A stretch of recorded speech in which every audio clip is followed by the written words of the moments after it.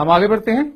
मध्य प्रदेश में मुख्तलिफ जगहों से और राजस्थान से भी आईएसआई के एजेंट्स गिरफ्तार किए गए हैं। ये वो लोग हैं जो आईएसआई के लिए खबरें इकट्ठा करते थे, सूचना इकट्ठी करते थे, फोटोएं लेते थे, एक प्राइवेट टेलीफोन एक्सचेंज चला रहे थे, उसके जरिए इनके हैंडलर से, आईएसआई के हैंडलर से इनकी बातचीत होती थी। लेकिन इस पर भी चुप्पी है हमारे भारत में। क्यों? क्योंकि जो लोग पकड़े गए हैं उनके नाम हैं ध्रुव सक्सेना। कहा जाता है कि बीजेपी आईटी सेल के सदस्य रहे हैं। हालांकि बीजेपी वाले अब इनसे इनकार करते हैं, दूरी बनाए रखना चाहते हैं। लेकिन इंडिया टुडे नाम की मैगजीन ने जब फोटो छापी कि शिवराज सिंह चौहान के साथ ये भी खड़े हुए हैं, तो तब बवाल खड़ा होना शुरू हुआ और मीडिया में धीरे धीरे जगह कम होती गई। ध्रुव सक्सेना, सतविंदर सिंह, कुश पंडित, कुश जैसे हम सबको मालूम है लव के भाई का नाम था। लव और कुश रामचंद्र जी के बेटे थे, सीता जी के बेटे थे दोनों।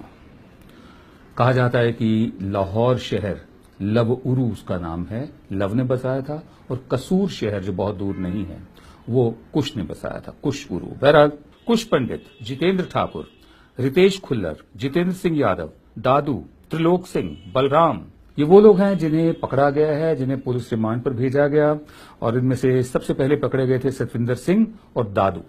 ये सुचेतगढ़ में फौजी ठिकानों के फोटो ले रहे थे, तभी पकड़े गए। इनसे तफ्तीश में ये तमाम नाम सामने आए। मैं क्यों आपको ये बता रहा हूं?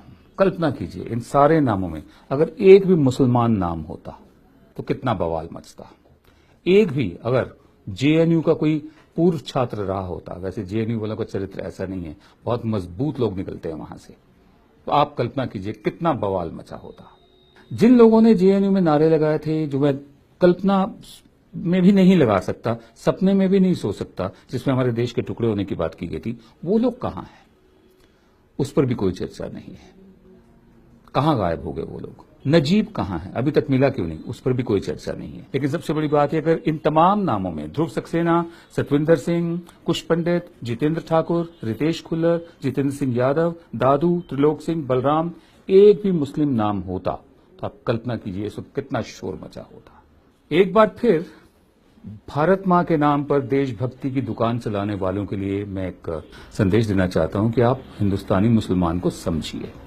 अगर समझ में थोड़ी दिक्कत हो तो हमारी तरफ से हैदरी साहब की ये कविता आपकी नजर है। नमस्कार। सड़क पे सिगरेट पीते वक्त जो अज़ान सुनाई दी मुझको, तो याद आया कि वक्त है क्या, और बात जहन में ये आई, मैं कैसा मुसलमान हूँ भाई। मैं शिया हूँ या सुन्नी हूँ, मैं खोजा हूँ या बोहरी हूँ, मैं गांव से हूँ या शहरी हूँ, मैं बागी हूँ या सूफी हूँ, मैं कौमी हूँ या ढोंगी हूँ, मैं कैसा मुसलमान हूँ भाई। मैं सजदा करने वाला हूं या झटका खाने वाला हूं, मैं टोपी पहन के फिरता हूं या दाढ़ी उड़ा के रहता हूं, मैं आयत कौल से पढ़ता हूं या फिल्मी गाने रमता हूं, मैं अल्लाह अल्लाह करता हूं या शेखों से लड़ पड़ता हूं, मैं कैसा मुसलमान हूं भाई। मैं हिंदुस्तानी मुसलमान हूं। दक्कन से हूँ, यूपी से हूँ, भोपाल से हूँ, दिल्ली से हूँ, कश्मीर से हूँ, गुजरात से हूँ, हर ऊंची नीची जात से हूँ। मैं ही हूँ जुलाहा मोची भी, मैं डॉक्टर भी हूँ, दर्जी भी, मुझमें गीता का सार भी है, एक उर्दू का अखबार भी है, मेरा एक महीना रमजान भी है, मैंने किया तो गंगा स्नान भी है, अपने ही तौर से जीता हूँ, दारू सिगरेट भी पीता हूँ, कोई नेता मेरी नस नस में नहीं, मैं किसी पार्टी के बस में नहीं, मैं हिंदुस्तानी मुसलमान हूँ। खूनी दरवाजा मुझ में है, एक भूल भुलैया मुझ में है, मैं बाबरी का एक गुंबद हूँ, मैं शहर के बीच में सरहद हूँ, झुग्गियों में पलती गुर्बत में, मदरसों की टूटी सी छत में, दंगों में भड़कता शोला मैं, कुर्ते पर खून का धब्बा मैं हिंदुस्तानी मुसलमान हूँ। मंदिर की चौखट मेरी है, मस्जिद के किबले मेरे हैं, गुरुद्वारे का दरबार मेरा, यीशु के गिरजे मेरे हैं। 100 में से 14 हूं, लेकिन 14 ये कम नहीं पड़ते हैं। मैं पूरे 100 में बसता हूं, पूरे 100 मुझ में बसते हैं।